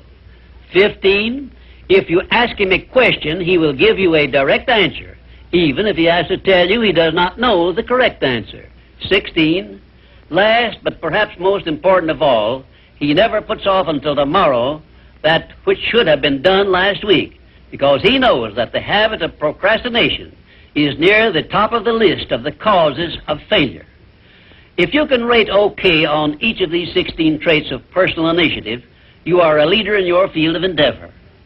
When you come to examine yourself on the subject of personal initiative, just remember that your success or your failure depends very largely on the action you take in connection with your occupation. No one will tell you what you should do. No one will tell you what not to do. The decision must be your own, and you must follow through and carry out your decision on your own personal initiative. If you work for wages or a salary, you should decide to promote yourself through your own personal initiative to the top of the scale in your occupation. And remember that your promotion is entirely in your hands. In my previous visits, I have given you a blueprint of the steps you should take in promoting yourself to whatever station in life you desire. Now, let me give you a brief review of 8 principles we have covered previously. 1, definiteness of purpose. By now you should know what you want most from life, and you should have a plan for getting it. Here is the most important circumstance of your whole life where you must move on your own personal initiative because no one else can tell you what you should want most. 2, the mastermind principle. If you have not already formed a friendly alliance with those who can help you in attaining your major purpose in life, you should move on your own personal initiative and form this alliance at once. 3, going the extra mile. This is a must if your major purpose is anything above mediocrity. 4, applied faith. This is the principle which gives you power in carrying out your definite major purpose and all minor purposes. 5, a pleasing personality is an asset of priceless value, and it too is something you must acquire through your personal initiative. 6, self-discipline. The 6th principle of success is also something you acquire through your personal initiative. 7, a positive mental attitude, which is the most important of the 12 great riches of life, is also the product of your own personal initiative. 8, enthusiasm is a state of mind which only you can generate through your personal initiative. You see, therefore, that personal initiative enters into every one of the success principles. And now, until our next visit, may I remind you that there are 2 types of people who never amount to anything. Those who will not do what they are told, and those who will do nothing else. Our 10th visit brings us to one of the strangest of the 17 principles of success, because it is the principle which makes it possible for you to convert into an asset every adversity, every disappointment, every defeat, and every failure you meet with from now on the remainder of your life.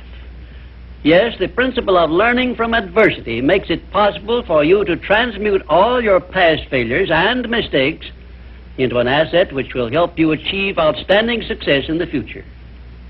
At the very outset of this visit, I wish to call your attention to an important fact which may give you immediate possession of the great master key to success, namely, that your positive mental attitude is the only means by which you may convert adversities, defeats, and failures into assets. It seems to have been intended that everyone should experience adversities, defeats, and even failures as a part of nature's method of disciplining people to learn how to take possession of their own minds. But the Creator very wisely provided everyone with the means for converting these experiences into benefits of a priceless value, the means being our privilege of maintaining and directing a positive mental attitude. Despite the benefits which we may get from adversities and unpleasant experiences of every nature, no one desires to meet with these experiences. Once you learn that adversities can be made to pay dividends, you will acquire the habit of looking for that seed of an equivalent benefit in each such experience with which you meet. My first illustration concerns a man of whom you may have heard, and I have no doubt you have eaten some of the food which he produced and marketed throughout the nation as a result of an adversity which would have stopped most men cold. The man was Milo C. Jones, who owned a small farm near Fort Atkinson, Wisconsin, on which he made only a fair living until he was stricken down with double paralysis, which deprived him of every portion of his body except his brain. In this hour of his greatest adversity, Milo C. Jones used his mind, took possession of it for the first time in his life, perhaps, and out of that mind came the idea of raising hogs and converting them into little pig sausage. And on that same farm, where previous to that adversity he made only a mere living, he found the seed of an equivalent benefit that compensated him for the loss of the use of his body and lived to see little pig sausage yield him a huge fortune. Isn't it strange that so often people have to be cut down by failure and defeat before they learn that they have minds capable of mastering all of their problems? My next illustration is based on an adversity of a man whom we all know because he was President of the United States, and his name was Franklin D. Roosevelt, who was stricken in the prime of his life with polio, which destroyed the use of his legs. Instead of sitting on a street corner with a tin cup and some lead pencils, as many another might have done under similar circumstances, Franklin D. Roosevelt transmuted his affliction into a build-up of his self-reliance and lifted himself to the highest position available to mankind anywhere on this earth, got that position and held it until he passed on, held it longer than had any previous president. Verily, I tell you with all the enthusiasm at my command, that you may find in your adversities the necessary challenge to inspire you on to success, such as you never would have known without these experiences. Right here, may I remind you of the great importance of following the principle of a positive mental attitude, because this is the principle you will need most in converting unpleasant experiences into assets. My next illustration involves a very intimate personal experience of my own, which began when my mother passed on. I was 8 years of age.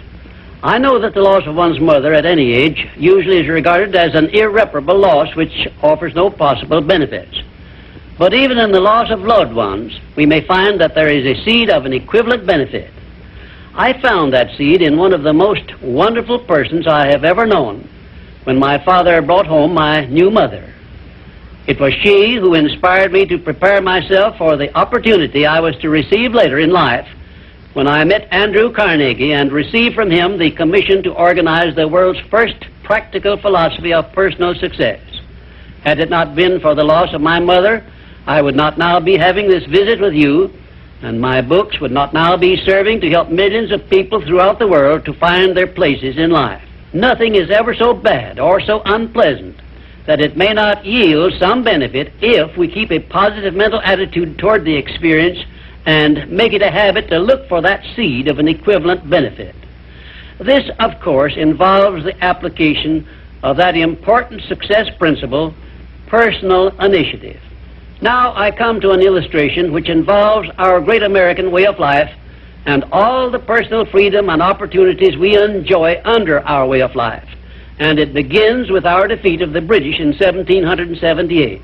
Probably every Britisher believed that the loss of the American colonies was an irreparable loss which offered no possible benefits. Yet you and I know that if we had not defeated the British and made ourselves rich and powerful, the British Empire probably would have been wiped out in World Wars I or II.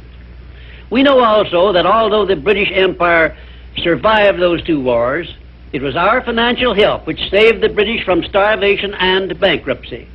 So, today, every Britisher should give thanks for the defeat of Lord Cornwallis's armistice, because that defeat finally became the means of survival of the British Empire.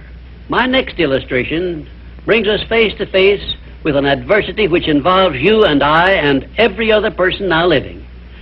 I have reference to the trend in this and all other countries to rob individuals of their rights of personal freedom, a trend which is in direct violation of the obvious purpose of the Creator to give every individual the privilege of freedom of thought and action. There is something definite you and I can do about this common trend to rob us of our rights of personal freedom. We cannot turn it back entirely by our individual efforts, but we can and we should do something about it where it affects us individually and where we know what we can do and how we can do it. Of course you will ask, what can I do to influence a world trend? And I shall answer by saying there is something definite that you can do. You can refuse to accept this common trend and take full possession of your own mind, thus fulfilling your personal responsibility to your Creator. Remember those two sealed envelopes I mentioned in a previous visit. One of them is labeled riches you may enjoy by taking possession of your own mind. Very well, you have a responsibility to yourself, your loved ones, your Creator, to take possession of your own mind and to direct it to ends of your own choice. This responsibility is yours and no one else can rob you of it or fulfill it for you. You also have a responsibility to your country, which has given you our great American way of life. Our great system of free enterprise, which is so designed as to provide one with every possible motive for taking possession of his own mind and writing his own ticket in life. It is definitely a part of the overall plan of the universe to give man the benefit only of those blessings he recognizes, embraces, and uses constructively. Tie your arm to your side and take it out of use, and nature rebels immediately by causing the arm to atrophy, wither, and become useless. Neglect to keep in contact with your friends and cultivate them, and you lose them. Show indifference to the patrons from whom you earn your living, or the employer who pays your wages, and very soon you find yourself without a market for your services. It is an inevitable law of nature that you lose that which you do not use. And of course, this applies to the use of your own mind, the same as to everything else. And we who so often boast that we are citizens of the richest, the greatest, and the most powerful nation civilization has yet produced, will do well to remember this law, through which we lose that which we do not properly use. In this visit, I have brought you what may be a surprise, or even a shock, by introducing this great principle of profiting by adversity. If you are ready for this principle, you will embrace it at once, and never again, as long as you live, will you brood over unpleasant experiences without knowing full well that your efforts could be better employed by searching for that seed of an equivalent benefit which is available in those experiences. Now, before I conclude this visit, I shall give you this assignment which, if you carry it out sincerely, may well bring you a new birth of opportunity such as you never dreamed of experiencing. Go back into your past experiences, study each adversity and failure you may have experienced, and look for that seed of an equivalent benefit you had not before discovered, and you may find yourself richer than you believed yourself to be. And now, until our next visit, just remember, nothing can be called failure until you accept it as such. We have now come to our 11th visit, where I shall present creative vision, the success principle which is responsible for the building of all of our plans, aims, and purposes. It has been said that the imagination is the workshop wherein we fashion the purposes of our brain and the ideals of our soul. I do not know of a better definition of imagination than this. There are two forms of imagination. First, there is synthetic imagination, which consists of organizing and putting together of recognized ideas, concepts, and facts arranged in a new combination. Very seldom does anyone create an idea or anything else absolutely new. Nearly everything known to civilization is but a combination of something that is old. Secondly, there is creative imagination, which operates through the sixth sense and has its base in the subconscious section of the brain and serves as the exclusive medium through which basically new ideas or facts are revealed. Let me give you some examples of synthetic imagination in action. 1. Edison's invention of the incandescent electric lamp was the creation of synthetic imagination because it was created by bringing together in a new combination two old and well-known principles. 2. Clarence Saunders' idea on which the Piggly Wiggly store system was based was the result of synthetic imagination because he merely borrowed the self-help cafeteria plan and introduced it into the grocery store business. But despite the simplicity of the plan, it is said to have yielded its organizer $4 million during the first 4 years after it was put to work. 3. Henry Ford's first automobile was created through synthetic imagination by the simple procedure of bringing together the well-known method of transportation, the horse and buggy, and the steam-propelled thrashing machine. Both ideas were old, but it remained for Henry Ford to combine them in a new method of use, and he made himself the most distinguished industrialist of his era by his achievement, not to mention a fabulous fortune. 4. The man who dipped a hunk of ice cream in chocolate, placed a stick in it for a handle, and called it Eskimo pie, used synthetic imagination and started a new industry which still has a widespread outlet and grosses annually a huge sum. It is safe to assume that the creator of this simple plan of merchandising was well compensated for his use of his synthetic imagination. 5. F.W. Woolworth made use of synthetic imagination by the simple procedure of setting up a retail store in which a large variety of merchandise retailing at 5 and 10 cents per item was offered to the public, and lived to see his merchandising innovation start a series of similar retail stores which gross annually many millions of dollars in sales and made Woolworth rich in the bargain. Now, I shall give you some examples of creative imagination. 1. Edison's invention of the phonograph was the outgrowth of creative imagination because no part of his invention had ever been known or used previously. 2. Signor Marconi's invention of wireless communication was also the outgrowth of creative imagination because it was based on basically new ideas which never had been used previously. He was the first to discover the means by which the ether could be made to take the place of wires in the transmission of sound. 3. Madame Curie's discovery of radium was also the outgrowth of creative imagination because no one before her had ever revealed either the actual existence of radium or the method by which it could be recovered or refined. 4. Wilbur and Orville Wright's perfection of the modern airplane was partly the result of creative imagination and partly the result of synthetic imagination, because others previous to their time had discovered some of the ideas they used successfully, but they were the first to coordinate those ideas, so they worked. 5. Robert G. Letourneau made effective use of creative imagination by building heavy dirt-removing machinery, which involved ideas never before used, although he was practically unskilled in engineering and had very little schooling of any kind. I worked with Mr. Letourneau for a year and a half, during which I saw him in action many times when he was drawing entirely upon the faculty of creative imagination and receiving his ideas from sources outside of his own immediate education or knowledge. And right here, in case you have not already recognized the fact, I am bringing you very near the point where people sometimes tune in on their creative imagination and come up with ideas which benefit great numbers of people and make themselves popular and rich. I am going to give you these suggestions solely as inspiration intended to introduce you to your faculty of creative imagination.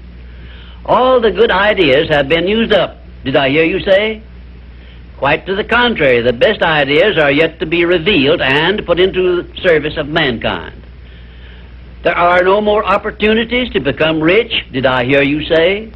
If you will give me an acceptable plan for influencing married people to adopt and use the mastermind principle in their domestic relations, you may benefit many billions of people in homes where harmony does not now prevail, and to make for yourself a reputation worthy of a king's ransom. If you have a better idea or plan for the use of salesmen in any field of selling, your idea may help millions of salesmen to increase their incomes and bring you a reward worthy of the value of your idea. I am still talking to you about exercising your faculty of imagination, but I am limited as to the number of ideas I can give you in so short a time. But I will give you some more useful ideas in my next visit. Imagination is a trait which becomes alert only by constant action based on the success principles I have described in these visits. You are the one who must supply this action.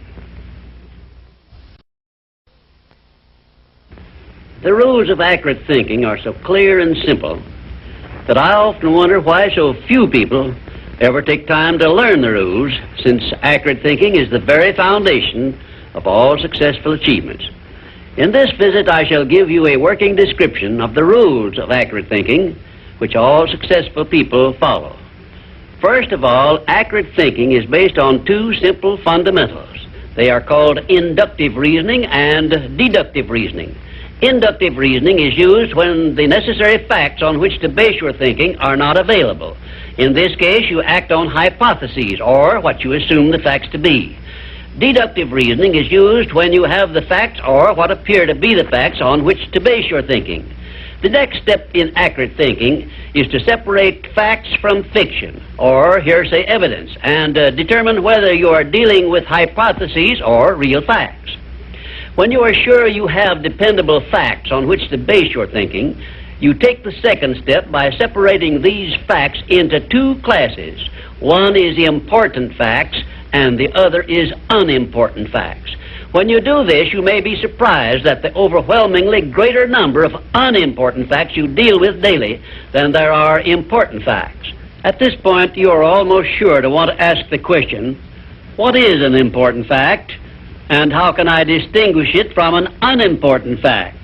And I shall give you the answer to this very important question by saying that an important fact is any fact which will aid you to any extent whatsoever in attaining the object of your major purpose in life. And all other facts, as far as you are concerned, are unimportant, and you should waste no time with them. After this visit is over, you can employ the next hour to a great benefit to yourself if you will set down on paper a list of all the facts you dealt with yesterday, separating them into two classes, important and unimportant. As a matter of fact, you will make a profound discovery regarding accurate thinking if you follow the habit of daily taking inventory of all the facts that claimed your attention during the day, putting them down on paper in two separate columns, one labeled important facts and the other labeled unimportant facts. Now let us turn our attention to the subject of opinions and see to what extent loose, unsound opinions are mistaken for accurate thinking. To start with, let us recognize the truth that most opinions are without value because they are based on bias, prejudice, intolerance, guesswork, hearsay evidence, and out-and-out ignorance. These are harsh words I'm using, and they represent the source of most of the tragedies of life which people meet with unnecessarily. And I would say that of all the tragedies which cause misery and failure, none is more merciless or destructive than those which grow out of the indifference of people who make no attempt to learn how to think accurately. I shall never forget an experience I had with President Woodrow Wilson while I was working for him during World War I. I asked the President what effect he believed World War I would have on civilization, and his reply was brief, but it was a masterpiece which you should remember as long as you live. "I cannot answer your question," said the President, "because I have no facts on which to base an opinion." If you will remember Woodrow Wilson's 15-word speech every time you are about to express an opinion about anything, the chances are that you will soon get out of the habit of expressing or even having opinions not based on something more substantial than biases, prejudices, and emotional feelings, which often serve as fathers to facts.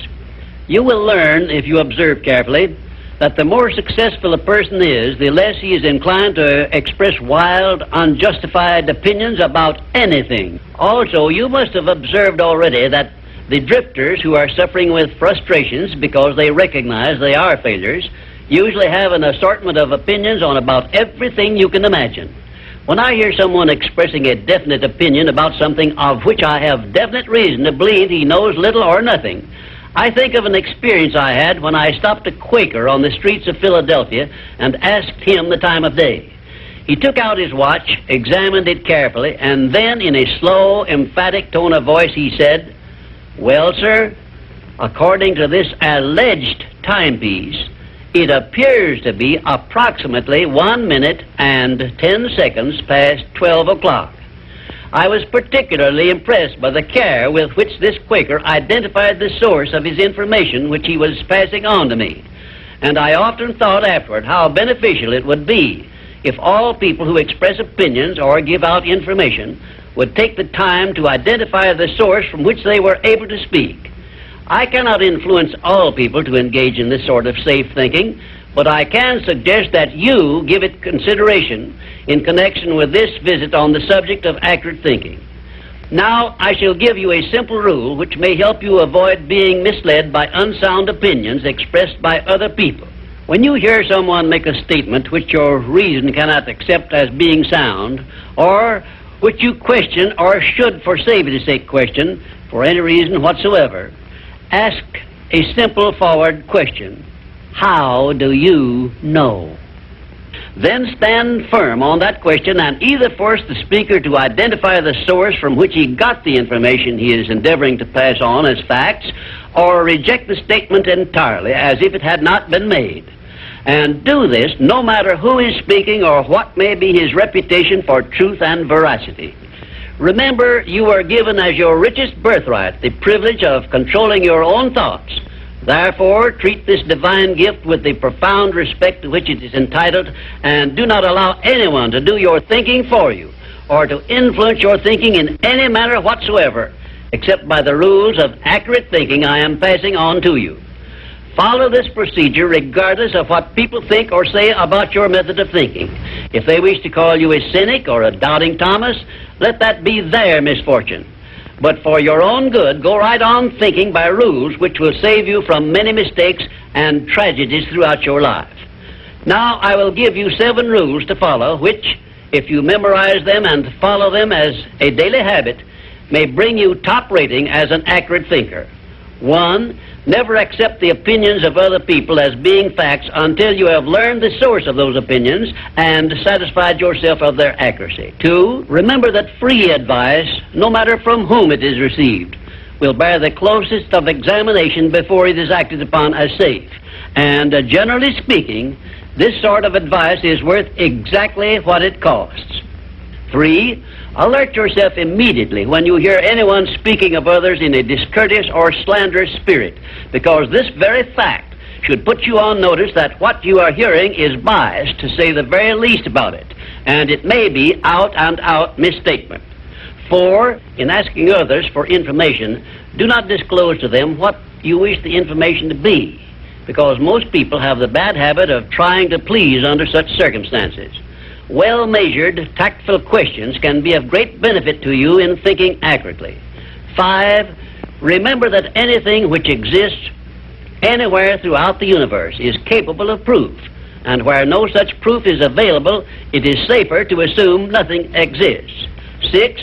One of the great unexplainable miracles consists in the fact that both truth and falsehood, no matter by what means they may be expressed, carry with them a silent, invisible means of identifying themselves as such. Therefore, remember this truth and begin developing the necessary intuitive faculty to enable you to sense what is false and what is true. 7. Follow the habit of asking, how do you know, when anyone makes a statement you cannot identify as true. Follow this habit faithfully, and you will see many persons squirm and turn red in the face when you insist upon a direct reply. The most accurate thinkers are the scientists. They investigate with open minds and never allow their wishes to become the fathers of facts, but deal with each fact as it is, not as they would like it to be. Now, one final word of warning I feel I should leave with you. Study yourself carefully, and you may discover that your own emotions are your greatest handicap in the business of accurate thinking. It is easy for you to believe that which you wish to believe, and unfortunately, that is precisely what most people do. This is a method by which many people condemn themselves to eternal failure and defeat, and it is a method which opens wide that sealed envelope which contains the list of penalties they must pay for neglecting to take possession of their minds and use them for constructive ends beneficial to themselves. And now, until our next visit, may I say goodbye. Throughout my life, I've had a wide variety of very high goals, but my major one has always remained the same: to change the world and make it better for this and future generations. Napoleon Hill and his philosophy of success have helped me to develop, maintain, and advance this goal. In his final visit with us, Dr. Hill discusses the nature of universal law and its impact on us all. The 13th visit brings us to the analysis of a law of nature which is the basis of all of our habits, both the good habits and the bad.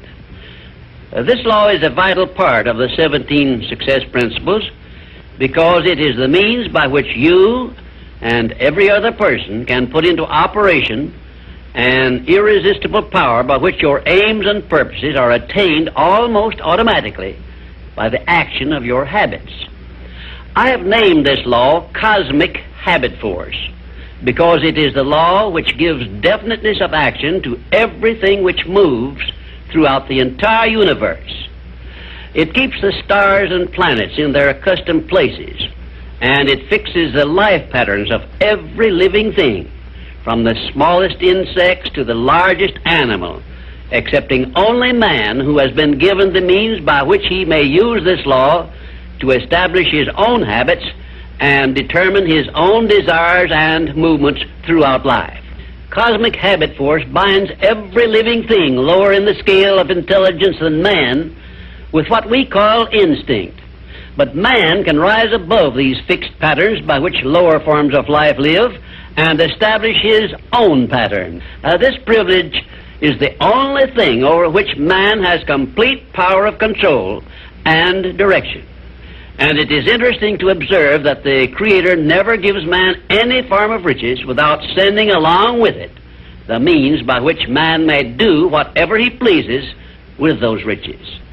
Like every other natural law, cosmic habit force has both a positive and a negative potential application.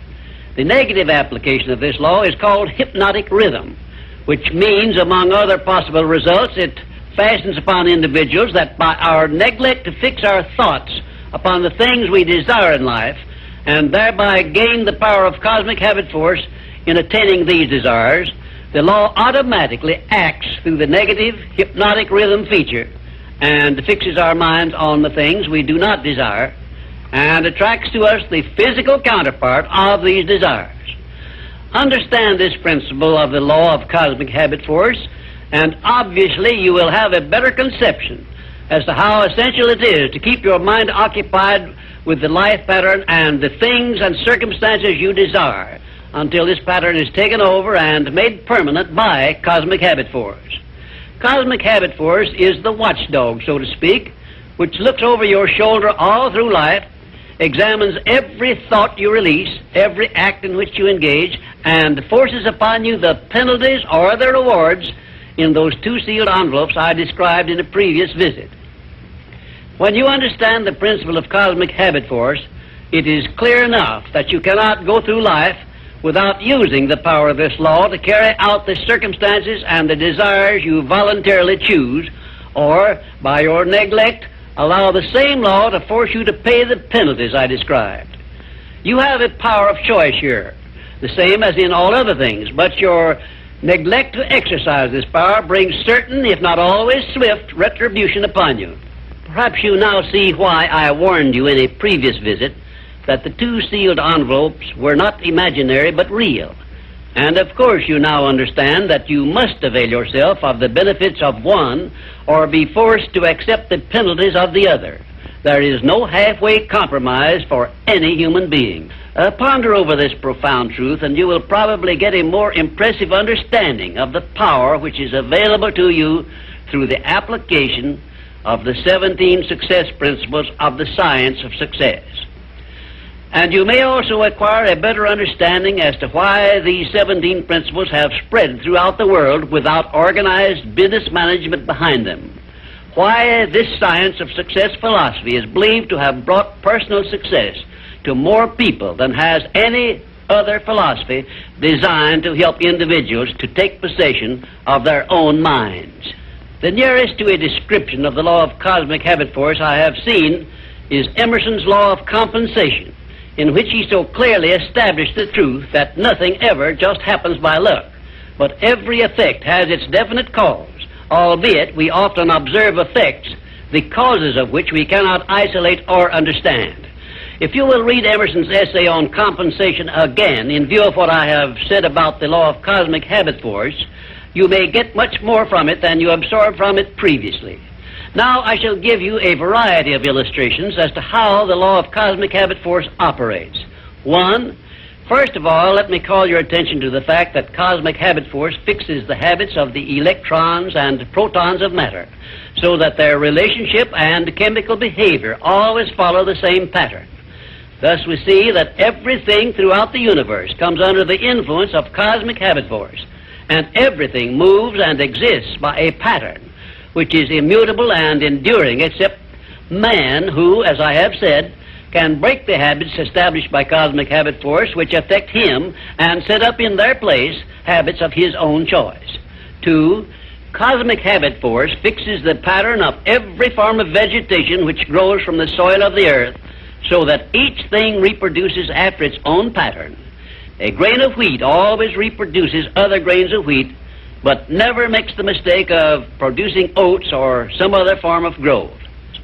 One atom of hydrogen and two atoms of oxygen combined always produce water, never anything else, because the pattern of their chemical reaction has been fixed by cosmic habit force. Three, when the human mind is focused on a definite major purpose, the law of cosmic habit force goes into action immediately and attracts to the individual the material equivalent of that purpose, and the procedure is inexorable and never varies.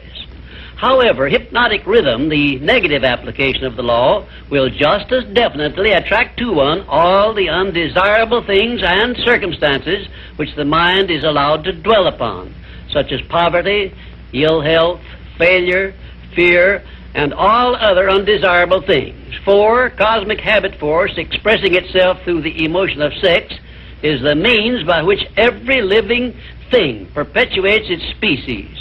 Understand this truth, and you will better understand the irresistible forces of the profound emotion of sex, the means by which nature creates all living things. You will also better understand why aims and purposes, which are expressed orally under the great creative forces of sex emotion, are acted upon so rapidly by cosmic habit force. 5, we sometimes hear people speak of successful men as being on the beam, by which they mean that those who enjoy success have established a success thought pattern in their minds, which cosmic habit force has picked up and carried out to its logical conclusion. Direct it to definite ends in a spirit of belief in your attainment of those ends, and keep your mind busy in carrying out your purpose instead of allowing it to drift to subjects you wish to avoid. You are on the beam when you can truthfully say, I know precisely what I want from life, and I have faith I shall get it. You are not on the beam when you have no definite major purpose and you are drifting aimlessly through life. People who are failures also are on the beam, but they are on the negative side of the beam because they have neglected to use those riches which came over with them in that sealed envelope. And they have placed themselves under the influence of hypnotic rhythm, which is the negative application of cosmic habit force. There is one word which doctors dread, and it is the word fixation, which means that a sick person believes in his sickness as something which cannot be cured. Fixations can become a priceless asset by those who have discovered the great master key to success and have learned how to develop fixations in their minds based on the things they desire most in life. Cosmic habit force is the power which makes fixations permanent. You should have a definite fixation based on your major purpose in life, but you are the only one who can create this fixation. You can do it by taking possession of your own mind and keeping it directed toward the attainment of your major purpose. If you will do this by following all the instructions I have given you in these visits, in a short time you will find yourself on the beam and headed directly toward everything you desire and deserve to receive. Lastly, remember that your mental attitude is something you control outright, and you must use self-discipline until you create a thought pattern or thought habits which keep your mental attitude positive at all times. Your mental attitude is important because it acts as a magnet which attracts to you everything, every circumstance which makes you what you are and where you are. If you wish to keep on the beam that leads to success, be sure that you give cosmic habit force a thought pattern based on the things you want most in life, and it will do the rest.